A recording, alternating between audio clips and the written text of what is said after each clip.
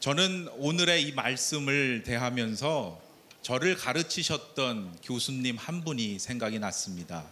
그분은 학생들 사이에서 굉장히 악명이 높은 선생님이셨습니다.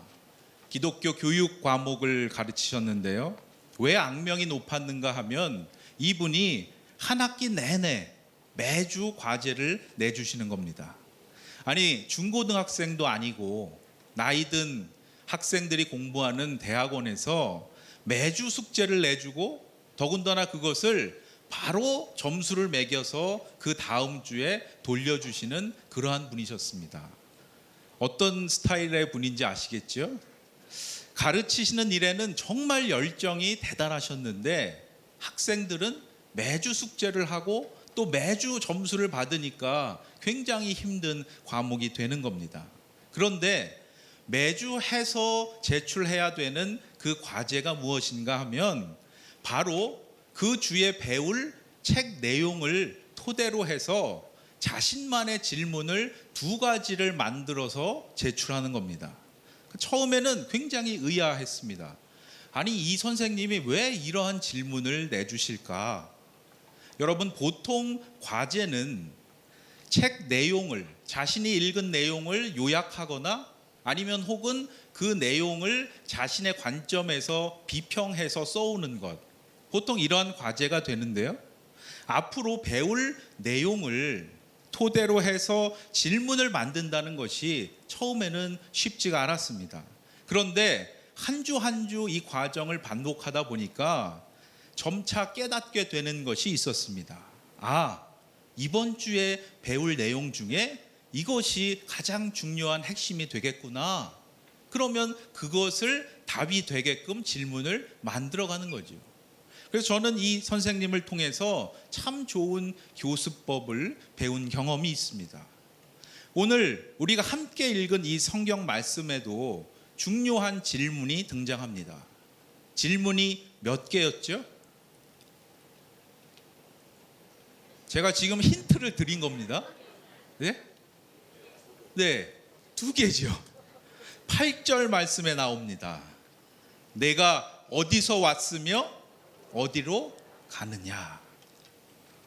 이 질문이 연결이 되어 있어서 한 개인 것처럼 보이는데요. 개수로 따지면 2개입니다. 밑에 영어가 있는데요. 영어로 보시면 질문이 2개인 게 보다 분명해집니다. 내가 어디서 왔느냐, 그리고 내가 어디로 가느냐. 그렇다면 이 질문들은 누가 누구에게 한 겁니까? 여호와의 사자가 하갈에게 하는 물음이지요. 다시 말하면 인간에게 물어오신 하나님의 물음이다. 이렇게 말할 수가 있습니다. 성경을 읽다 보면 우리가 곳곳에서 이러한 하나님의 물음을 만나게 됩니다. 모든 것을 아시는 하나님이신데 왜 인간에게 물어오실까? 이러한 관심을 갖고 성경을 읽어 나가다 보면 하나님의 물음을 묵상하다 보면 우리가 깨닫게 되는 것이 있습니다. 그 거룩한 물음에는 오늘 우리로 하여금, 오늘 우리의 삶의 자리에서 각자가 깨닫기 원하시는 하나님의 의도가 있다는 것입니다. 앞으로 몇 주간 인간의 다양한 삶의 자리에서 찾아오셔서 물으셨던 하나님의 그 물음들을 우리가 함께 듣고자 합니다. 바라기는 하나님의 그 물음이 과거 성경 속의 인물들에게 물으셨던 옛 이야기로만 그치지 않기를 바랍니다. 그 물음을 오늘 나를 향하신 하나님의 물음으로 들으실 수 있기를 바랍니다. 그러할 때 그 물음을 통해서 세상에서는 얻을 수 없는 하나님의 거룩한 깨달음을 얻게 되실 줄로 믿습니다. 오늘 본문 속의 물음에 대해서 우리가 하갈이라고 생각하고 한번 답을 해보기를 원합니다. 하갈이 지금 어디서 왔습니까? 아브라함의 집에서 지금 도망해 왔지요. 그럼 아브라함의 집은 좀 더 구체적으로 어느 지역에 있었을까요? 앞서 있는 3절 말씀에 나와 있습니다. 우리 3절의 말씀 화면을 보고 한번 같이 읽어보겠습니다. 아브라함의 아내 사레가 그 여종 애굽 사람 하갈을 데려다가 그 남편 아브라함에게 첩으로 준 때는 아브라함이 가나안 땅에 거주한 지 10년 후였더라. 아브라함이 지역적으로는 가나안 땅에 지금 거주하고 있었음을 알 수가 있습니다. 따라서 하갈에게 물으신 첫 번째 물음, 내가 어디서 왔느냐에 대해서는 저는 가나안 땅에 있는 아브라함의 집에서 왔습니다. 이렇게 답을 할 수가 있을 것입니다. 그 다음 두 번째 물음의 답을 한번 해볼까요? 하갈이 지금 어디로 가고 있습니까? 어렵죠? 네. 이번 질문은 좀 더 난이도가 높은 문제입니다. 왜냐하면 성경 본문 속에 지금 하갈이 어디로 가고 있는지 지명이 나와 있지가 않습니다. 그렇지만 7절 말씀을 토대로 보면 하갈이 지금 어디를 향해 가고 있는지를 우리가 유추해 볼 수가 있습니다.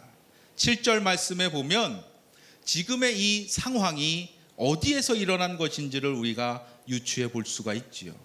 광야의 샘물 곁, 곧 술길 샘 곁에서 일어난 일임을 알 수가 있습니다. 여기에서 술이라고 하는 지명은 수르라고 하는 곳인데요. 지금 지도에서 보시는 것처럼 가나안 지역과 애굽 지역 이 사이에 있는 거친 광야의 땅을 말합니다. 하갈이 아브라함의 집이 있는 가나안을 떠나서 지금 수르 광야에 내려갔다. 이것을 토대로 하면 우리가 앞으로 하갈이 애굽으로 가고자 한다라는 것을 생각해 볼 수가 있다는 것입니다. 그렇다면 왜 애굽으로 가야 했을까? 지금 하갈이 왜 애굽으로 가려 했을까? 뭔가 그래도 타당한 이유를 하나 찾아야겠죠. 조금 전 봉독한 구절에 있었는데요. 하갈이 어디 사람이라고 했는지 혹시 기억하시나요? 애굽 사람 하갈. 애굽이 바로 하갈의 고향입니다. 모든 삶의 기반이 무너져 버린 때에 사람이 어디를 찾게 되죠? 고향이죠. 자신을 있는 그대로 품어줄 수 있는 곳. 하갈은 지금 고향으로 다시 돌아가려고 하고 있다는 것을 우리가 알 수가 있습니다. 따라서 두 번째 물음에 대해서 우리가 이렇게 답할 수 있습니다. 저는 지금 제 고향 애굽으로 가고 있습니다. 그런데 여러분, 정작 이러한 물음에 대해서 하갈이 했던 대답이 어떠했습니까? 나는 내 여주인 사레를 피하여 도망하나이다. 지금까지 우리가 만들어 본 모범 답안, 우리가 예상했던 그러한 정답과는 완전히 다른 대답을 지금 하갈이 하고 있습니다. 그렇다면 반대로 우리가 이러한 하갈의 대답에 맞는 질문을 반대로 한번 만들어 보겠습니다. 만일 하나님의 사자가 지금 하갈로부터 이 대답을 듣기를 원했다면 뭐라고 물었을까요? 너는 왜, 무엇 때문에 지금 여기서 이러고 있느냐? 이렇게 물었겠죠. 아마도 하갈이 왜 이러한 행동을 하게 되었는지 그 이유를 물었을 것입니다. 그런데 하나님의 사자는 그렇게 묻지 않았습니다. 대신 이 두 가지 물음 속에서 어디라고 하는 장소를 공통적으로 묻고 있습니다. 어디서 왔으며 어디로 가느냐? 어디에서 어디로? 이러한 물음의 의도를 이해하다 보면 우리는 그 장소가 의미하는 신앙적인 또 영적인 의미를 생각해 보게 됩니다. 하갈이 지금 떠나온 아브라함의 집이 있던 가나안이라는 곳, 그곳이 어떤 곳일까요? 하나님의 약속을 상징하는 곳이죠. 하나님이 아브라함을 하란에서 불러내시면서 그와 세우셨던 언약의 장소입니다. 내 후손을 하늘의 별과 같이 번성케 하겠다 말씀하셨던 축복의 장소입니다. 장차 그의 후손이 애굽으로 쫓겨갈지라도 내가 포기하지 않고 그들을 다시 불러내시겠다고 약속하신 거룩한 땅입니다. 그렇다면 애굽은 어떤 땅입니까? 하나님의 백성이 괴롭힘을 당할 이방 땅입니다. 고통 속에서 하나님께 구원을 요청하게 될 통곡의 땅입니다. 성경에서 가나안은 이스라엘 백성들이 가야 할 곳, 즉 천국으로 비유되는 반면에 애굽은 죄악과 타락이 가득한 곳, 그래서 떠나야 할 장소로 비유가 됩니다. 이런 관점에서 보면 하갈은 지금 언약의 장소에서 저주의 땅으로 가고 있습니다. 축복의 땅에서 고통의 땅으로 가고 있는 것입니다. 이미 그녀가 한번 떠났던 땅인데 안타깝게도 다시는 가지 말아야 할 그곳을 향해 지금 되돌아가고 있는 중입니다. 그러한 때 바로 그 위기의 순간에 자신의 삶의 자리를 떠나서 정처 없이 도망하는 그녀에게 우리 하나님께서 나타나셔서 물으셨던 것입니다. 하갈아, 내가 어디서 왔으며 어디로 가느냐? 하나님의 이 물음은 단순히 하갈의 여정을 알기 위해서 물으신 것이 아닙니다. 지역적으로 가나안에서 애굽으로 가고 있습니다 라는 그러한 대답을 듣고자 물으셨던 것이 아닙니다. 그녀가 이미 떠나지 않아야 할 곳에서 지금 떠났죠. 안타깝게도 다시는 가지 말아야 할 그곳으로 지금 가고 있는 것을 지켜보신 하나님께서 그녀를 긍휼히 여기시고 하갈이 지금 그러한 사실을 영적으로 깨달을 수 있도록 사랑으로 묻고 계신 것입니다. 얘야, 너는 지금 어디서 와서 어디로 가고 있느냐? 이렇게 물으시는 하나님 앞에서 오늘 우리가 겸손히 우리의 삶을 돌아봐야 할 줄로 믿습니다. 여러분은 지금 어디서 와서 어디로 가고 계십니까? 하나님의 물음 속에는 하나님의 뜻이 담겨 있습니다. 하갈아, 내가 학대를 받고 고통을 받고 있는 것을 잘 안다. 하지만 내가 떠나온 그곳은 내가 떠나야 할 곳이 아니다. 너가 지금 가고자 하는 그곳은 내가 가야 할 곳이 아니다. 그런데 하갈은 하나님의 이 마음을 제대로 이해하지를 못했습니다. 여러분, 누군가가 여러분에게 어떠한 것을 물었을 때 그 물음에 대해서 올바른 답을 하기 위해서는요, 먼저 묻는 이가 어떠한 의도로 이 물음을 하고 있는가 이해하는 것이 중요합니다. 아이들이 소위 머리가 커진다 하는 그러한 시기가 되면 질문이 많아지죠. 세상에 대해서 자기의 눈을 뜨게 되고 자신만의 생각을 하게 되면서 그동안에는 별 생각 없이 그렇게 바라보던 것들이 이유를 묻게 되고 궁금한 것들이 많아지게 됩니다. 그래서 이것도 물어보고 저것도 물어보고 보이는 대로 막 묻게 되지요.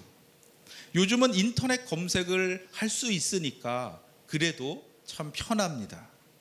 그런데 이때 조심해야 될 것이 있습니다. 어른들이 이러한 아이의 질문에 그냥 귀찮다고 미루거나 너 무슨 그런 질문하니? 그리고 이렇게 아이들을 혼내면 그 아이는 점점 더 질문하기를 꺼려하게 되죠. 그리고 소극적인 아이가 됩니다. 결국은 스스로 생각하는 사고의 능력이 자라지 않게 된다는 것이죠. 사실 우리 한국 문화는 좀 다른 사람에게 이렇게 막 물어보지 않는 경향이 있어요. 잘 모르면서도 질문하십시오. 그러면 다 아는 것처럼 묻지 않는 경우가 많습니다. 알게 모르게 지금까지 우리가 이러한 분위기 속에서 배우고 아마 자라와서 그러한 것 같습니다. 어릴 때 아이가 질문하는 것을 가능한 긍정적으로 잘 받아주고 어떤 질문을 하든지 야, 너 그 질문 참 좋다 이렇게 격려해주고 열심히 대답해 주는 것이 그 아이를 창조적이고 건설적인 사고를 하는 그러한 사람이 되게 한다는 것을 기억하시기를 바랍니다. 알기는 알죠. 그런데 그 물음에 매번 성실하게 최선의 답을 해주는 것이 솔직히 쉽지가 않습니다. 저희 집 작은 아이가 종종 엉뚱한 질문을 잘합니다. 아빠는 목사니까 새벽기도 가야 되지만 왜 내가 새벽기도 가야 돼? 제가 얼마 전에 세 달을 여는 새벽기도회 가자고 깨우니까요, 이 녀석이 이런 말을 하는 거예요. 그래서 제가 굉장히 순간 당황을 했습니다. 제가 어렸을 때는 이런 생각을 전혀 못 해봤거든요. 그래서 야, 아빠가 가자 그러면 가야지 어디서 이런 질문을 해? 새벽부터 그냥 혼을 낼까 하다가 이 아이의 질문의 의도를 알고 그냥 잘하고 했습니다.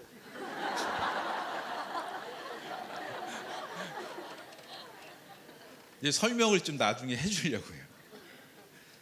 바라기는 자녀들이나 손주들이나 좀 엉뚱한 질문에도 잘 답변해 주시는 여러분들이 되시기를 바랍니다. 그 물음을 우리가 잘 듣고 생각해 보면 아, 이 아이가 이러한 생각을 하고 있구나, 이러한 고민이 있구나, 얘가 지금 이러한 생각을 갖고 지내고 있구나라는 것들을 이해하게 됩니다. 그로 인해서 우리가 바빴지만 잘 모르던 것들을 서로가 이해하게 되고 소통이 되고 마음을 열게 될 줄로 믿습니다. 그런데 하갈은 하나님의 물음 앞에서 겸손하게 자신을 돌아보지를 못했습니다. 자신의 문제가 지금 무엇인지를 아직도 깨닫지를 못했습니다. 자신의 입장에서만 그 물음에 답을 하고 있습니다. 나는 내 여주인 사례를 피하여 도망하나이다. 그러니까 자신이 이렇게 행동하게 된 이유를 변명하기에 급급해하고 있습니다. 문제의 원인을 남의 탓으로만 돌리고 있죠. 자신의 행위는 정당하다, 이러한 말입니다. 이러한 하갈의 대답 속에는 두 가지의 의미가 들어있다라는 것을 알 수가 있습니다. 첫째는 하나님, 제가 그곳을 뛰쳐 도망 나온 이유를 잘 알고 계시지 않습니까? 그건 바로 사례 때문입니다 라고 하는 변명입니다. 하갈의 대답에서 우리가 직접적으로 알 수 있는 표면적인 의미입니다. 그리고 또 하나는 하나님도 여주인 사례의 편이지 않습니까? 아브람도 결국은 사례의 편이 되었는데 하나님도 그러실 거 아닙니까? 하나님을 향한 하갈의 내면적인 원망이 이 대답 속에 들어있다라는 것을 알 수가 있습니다. 하나님은 강한 자의 하나님, 힘 있는 자의 하나님, 가진 자의 하나님 아닙니까? 나약한 한 여인의 원망과 자조가 섞인 하소연으로 들을 수가 있습니다.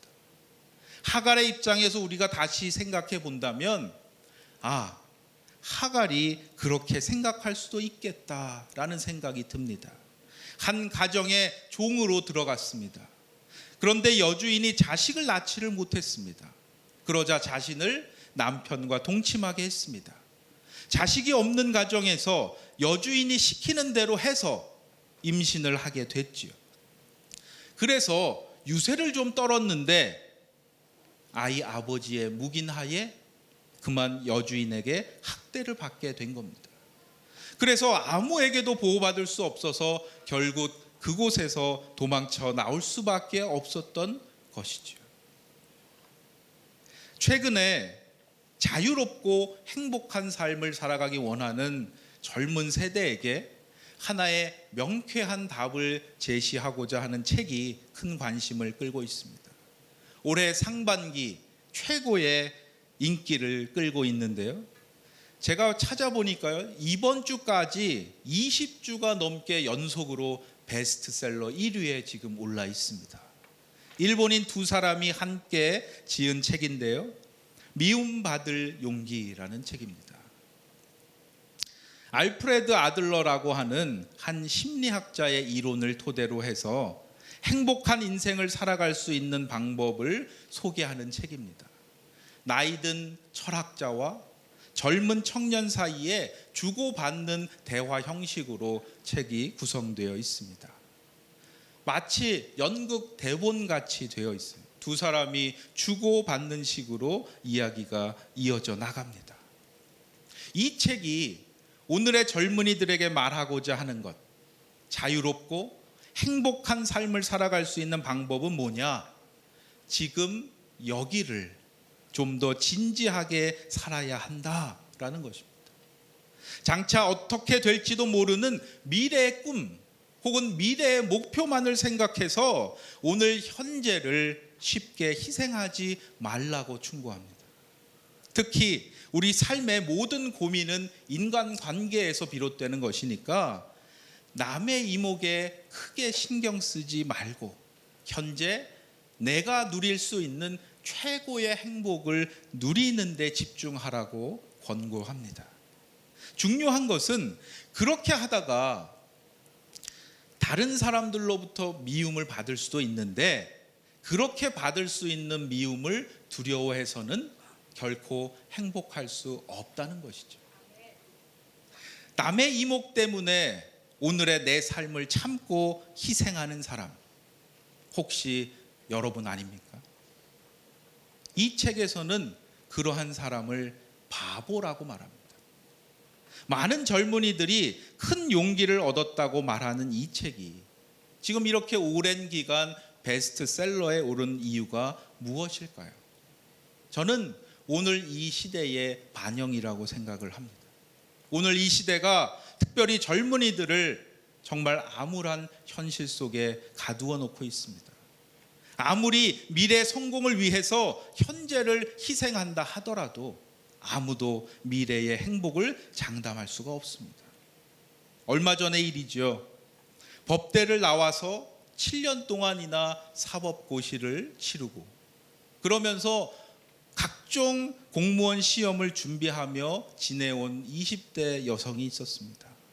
그런데 자신을 뒷바라지하는 그러한 많은 가족들에게 너무 미안하다고 하면서 이제는 더 이상 자신의 삶을 감당할 자신이 없다고 스스로 목숨을 끊는 참으로 안타까운 일이 있었습니다.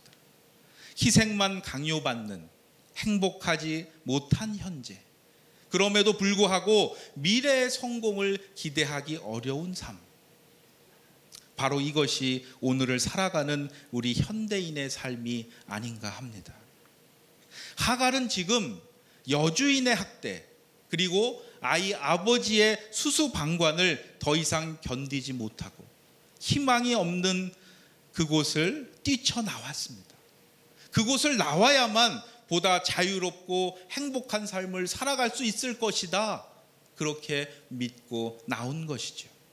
그런데 놀랍게도 그러한 하갈에게 하나님이 무엇이라고 말씀하십니까? 내 여주인에게 돌아가서 그 수하에 복종하라. 학대하는 그 여주인에게 돌아가라고 말씀하십니다. 다시 그곳으로 가서 그녀에게 복종하라는 겁니다. 아니 하나님, 이게 대체 무슨 말씀이십니까? 제가 지금 가고자 하는 길이 있는데 그 길을 예비해 주시고 격려해 주셔야지 도망 나온 곳으로 다시 돌아가서 그 여주인에게 복종하라니요. 하갈은 도저히 이해할 수가 없었을 것입니다. 그 말씀을 들었을 때 하갈이 얼마나 돌아가기가 싫었을까요? 아이들이 가기 싫은 학원을 가고자 할 때 정말 억지로 힘들게 가는 것도 어려운데 지금 그것보다도 비교가 안 될 정도로 어려웠을 것입니다. 다시 돌아가고자 하니까 정말 한 여인으로서 얼마나 자존심이 상했을까요? 얼마나 자기 자신이 비참하게 느껴졌을까요? 그렇다면 하나님께서 이러한 하갈의 고통을 다 알고 계시면서도 하갈에게 왜 이렇게 명령을 하셨을까 깨닫기를 원합니다. 문제의 원인이 하갈 자신에게도 있었다는 것을 깨닫기 원하셨습니다. 여기에 사용된 복종하라라는 말의 어원적 의미는 너 스스로 낮아지게 하라라는 뜻입니다.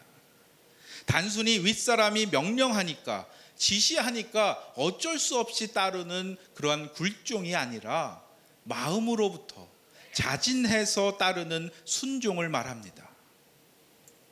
지금 당하고 있는 고통의 원인을 그저 남의 탓으로만 돌리려고 하지 말고 너 자신을 또한 돌아보라라는 말씀입니다. 여러분, 어떤 문제가 있을 때 혹시 내 자신을 먼저 돌아보지 않고 그건 김 집사 때문이야, 그 사람 때문에 내가 교회 안 가, 그 사람이 있으면 난 봉사 안 해, 이렇게 변명하고 있지는 않으십니까? 남을 탓하면서 내가 해야 할 신앙생활을 제대로 하지 않고 심지어 교회 공동체를 떠나는 것은 결코 하나님이 원하시는 것이 아님을 이 시간 다시 한번 깨달으시기를 바랍니다. 우리가 때로는 부당하다고 느끼는 것을 참아야 할 때가 있습니다. 억울하다고 생각되는 희생을 그저 묵묵히 감수해야 할 때도 있습니다. 그런데 우리가 그렇게 하는 이유는 변명할 것이 없어서가 아닙니다. 그 사람과 똑같이 치고받고 싸울 수 없어서가 아닙니다. 무엇보다도 우리가 하나님의 언약 안에 머무는 것, 그것이 중요하기 때문입니다. 견딜 수 없는 고통의 자리로부터 도망가고 있는 하갈에게 하나님께서 말씀하십니다. 내 여주인에게로 돌아가서 그 수하에 복종하라. 너 자신에게 있는 문제의 원인을 먼저 깨닫고 그 문제를 해결하기 위해서 다시 그것에 도전하고 직면하라라는 것입니다. 여러분, 문제로부터 회피하는 것만이 능사가 아닙니다. 자신의 부족함을 인정하십시오. 그리고 하나님의 도우심을 간구하십시오. 그리고 당당히 극복하고 이겨내시는 여러분이 되시기를 주님의 이름으로 축원합니다. 여러분의 삶 가운데 혹시 지금 어떠한 문제가 있으십니까? 그 문제 때문에 하나님, 저는 이제 도저히 더 이상 버틸 수가 없습니다, 아뢰고자 하신다면 하갈에게 주셨던 하나님의 이 물음, 그리고 하나님의 명령에 다시 한번 조용히 귀를 기울여 보시기를 바랍니다. 나의 인내심으로는 더 이상 견딜 수 없을지 모릅니다. 나의 능력으로는 더 이상 감당할 수 없을지 모릅니다.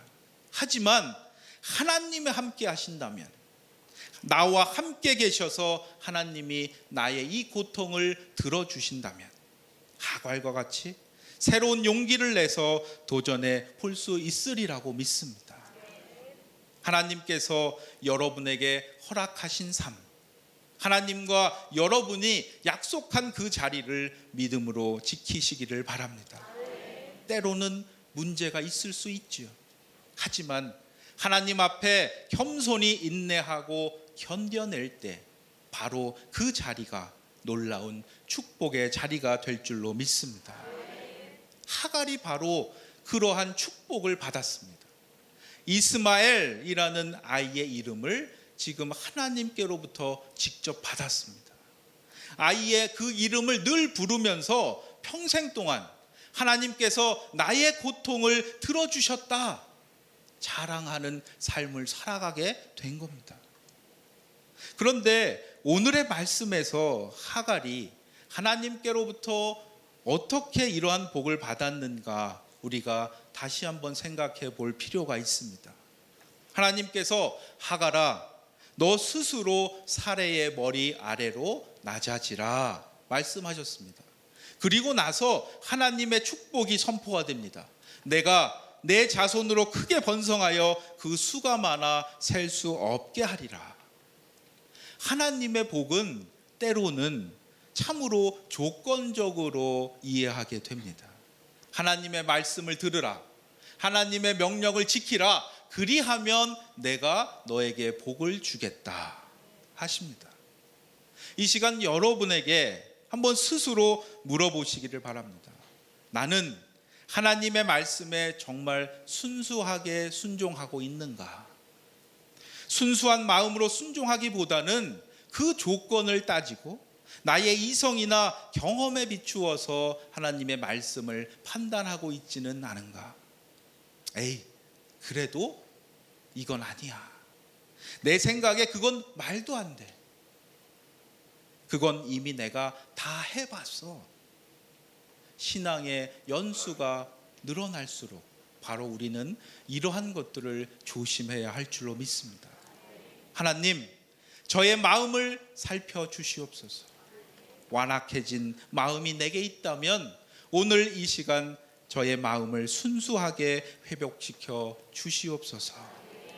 기도하시는 오늘 이 저녁이 되시기를 바랍니다. 우리의 마음이 하나님 보시기에 더욱더 순수해져야 될 줄로 믿습니다. 복 받기 위해서 순종하는 것이 아닙니다. 믿음으로 하나님의 말씀에 순종하는 삶을 살다 보니까 하나님께서 모든 것을 책임져 주시는 것입니다. 오늘도 살아 역사하시는 우리 하나님의 말씀에 순수한 마음으로 순종하시기를 바랍니다. 그리하면 하나님께서 여러분의 마음을 보시고 풍성한 은혜를 내려주실 것입니다. 여러분은 하나님을 어떠한 분으로 고백하고 계십니까? 하나님 하면 어떠한 이미지가 가장 먼저 여러분의 머릿속에 떠오르는지. 성경에 보면 자신이 만난 하나님을 고백하는 다양한 이야기들이 나옵니다. 그리고 그 속에는 하나님의 성품을 표현하는 상징적인 용어들이 등장하죠. 제가 한번 문제를 내볼까요? 여호와가 준비하신다 라는 뜻은 무슨 말이죠? 여호와 이레. 여호와는 나의 깃발입니다 라는 뜻을 가진 말은요, 여호와 니시. 여호와 라파는요, 네, 치료하시는 하나님을 만나고 나서 부른 여호와 하나님의 이름입니다. 저는 하나님 하면 심판자 하나님의 이미지가 떠오르더라고요. 마치 저승사자 같은 하나님의 느낌.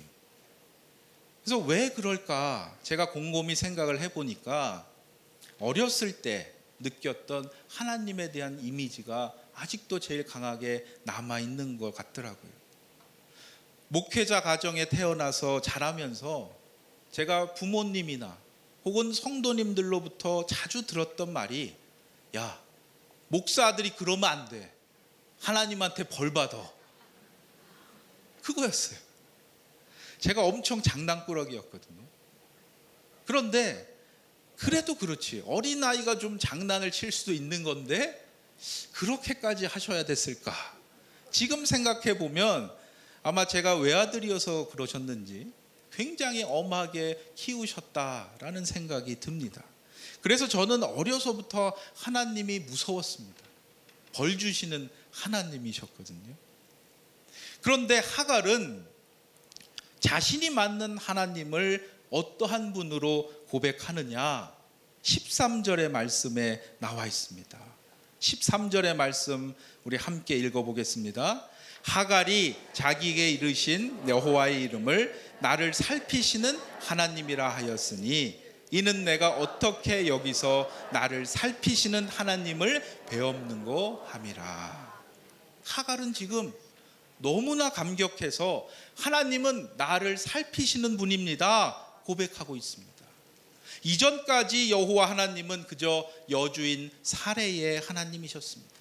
주인 가정의 하나님이라고만 생각했지 이렇게 비참한 여종의 신분인 자신과는 아무 관계가 없는 분이라고 여겼던 것입니다. 그런데 상상하지도 못했던 일이 지금 일어난 것입니다. 가련한 이방 여종과는 아무 상관도 없을 것 같았던 그 여호와 하나님이 친히 그에게 찾아오신 것입니다. 그것도 약속의 땅도 아니고 이름이 있는 장소도 아니고 거룩한 장소도 아닙니다. 그저 애굽으로 가는 길가의 한 샘터까지 여호와 하나님이 손수 찾아와 주신 것입니다. 하갈은 여주인 사레도 만나지 못했던 그 여호와 하나님을 직접 만난 큰 복을 받았습니다. 베드로전서 2장 10절의 말씀입니다. 너희가 전에는 백성이 아니더니 이제는 하나님의 백성이요 전에는 긍휼을 얻지 못하였더니 이제는 긍휼을 얻은 자니라. 아멘. 하갈은 한 여인의 종에서 이제 하나님의 복을 받은 하나님의 종이 되었습니다. 아들 이스마엘을 통해서 하나님의 백성이 되는 하나님의 긍휼하심을 얻게 된 것입니다. 여러분, 하갈이 먼저 하나님을 찾은 것이 아닙니다. 하나님이 하갈을 살피시고 그녀에게 찾아오셨음을 기억하시기 바랍니다. 예수님의 제자들에게서도 우리가 공통적으로 발견할 수 있는 중요한 특징이 있습니다. 예수님의 제자들 가운데 그 어느 누구도 자발적으로 예수님의 제자가 된 것이 아니라는 것입니다. 예수님의 제자들이 먼저 예수님, 제가 예수님을 스승으로 모시겠습니다 라든지 혹은 예수님을 나의 주님으로 모시겠습니다, 내가 예수님을 선택하겠습니다 라고 한 것이 아닙니다.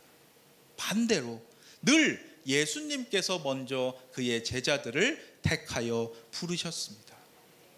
너희가 나를 택한 것이 아니요 내가 너희를 택하여 세웠도다. 하나님께서 먼저 여러분을 택하신 줄로 믿습니다. 그리고 지금도 여러분을 한 사람 한 사람 살피고 계신다는 것을 믿고 감사하실 수 있기를 바랍니다. 그러할 때 우리는 하나님, 제가 바로 하갈입니다. 저를 불쌍히 여겨 주시옵소서 간구하게 될 줄로 믿습니다. 오직 하나님의 은혜로만 살아갈 수 있다는 것을 겸손히 하나님 앞에 고백하게 될 줄로 믿습니다. 시편 139편 기자는 이렇게 고백합니다. 내가 주의 영을 떠나 어디로 가며 주의 앞에서 어디로 피하리이까. 내가 하늘에 올라갈지라도 거기 계시며 수월에 내 자리를 펼지라도 거기 계시니이다. 내가 새벽 날개를 치며 바다 끝에 가서 거주할지라도 거기서도 주의 손이 나를 인도하시며 주의 오른손이 나를 붙드시리이다. 하갈에게 물으셨던 그 하나님께서 오늘 여러분에게 오셔서 물으십니다. 너는 어디에서 왔으며 어디로 가느냐? 너는 지금 어디서 와서 어디로 가느냐? 여러분의 삶을 다시 한번 돌아보시기를 바랍니다. 하나님과 약속한 그곳에 지금 머물고 있습니까? 여러분이 분명 있어야 할 곳이고 지금 찾아가야 할 곳입니까? 만일 그렇지 못하다면 지금 바로 과감하게 그 자리에서 돌아설 수 있기를 바랍니다. 하나님의 거룩한 물으심 앞에 여러분 자신을 돌아보고 모든 것을 내려놓는다면 다시금 생명의 길로 인도하시는 하나님의 크신 복을 누리실 줄로 믿습니다. 하나님은 우리 한 사람 한 사람을 살피시는 분입니다. 하나님은 우리가 가고 있는 그 길에 먼저 가셔서 우리를 기다리고 계시는 분입니다. 바라기는 지금 저와 여러분이 가고 있는 그 길이 생명의 길이어야 할 줄로 믿습니다. 하나님을 기쁘시게 하는 길로 가고 있어야 할 줄로 믿습니다. 하나님의 거룩한 물음 앞에 우리가 오늘 이 시간 다시 한번 겸손히 대답할 때 지치고 상한 우리의 삶과 영혼을 회복시켜 주실 줄로 믿습니다. 하나님의 은혜로 진정 자유롭고 행복한 삶을 누리시는 복받은 인생의 주인공들이 다 되시기를 주님의 이름으로 간절히 축원합니다.